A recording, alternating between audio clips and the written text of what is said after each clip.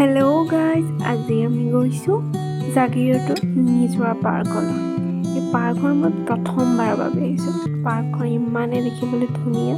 মই আহিয়ে ইয়াৰ প্ৰকৃতিৰ সৌন্দৰ্যৰ মাজত হেৰাই গৈছোঁ। এইফালে দেখিছে, ইয়াত বিভিন্ন ঠাইৰ পৰা বিভিন্ন স্কুলৰ ছাত্ৰ ছাত্ৰী আহিছে ক্ষেত্ৰ ভ্ৰমণ কৰিবলৈ। বিভিন্ন ঠাইৰ মানুহ আহিছে এই পাৰ্কখনৰ সৌন্দৰ্য চাবলৈ।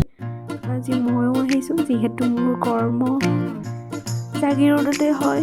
জাগিৰোড থাকি এবাৰ নিজৰা পাৰ্ক নাচালে কেনেকুৱা লাগিব, সেইকাৰণে আমি আজি আহিছোঁ নিজৰা পাৰ্কলৈ। এয়া দেখিবলৈ পাইছে, এইফালে নিজৰা আছে, তাৰ পানী বৈ আছে।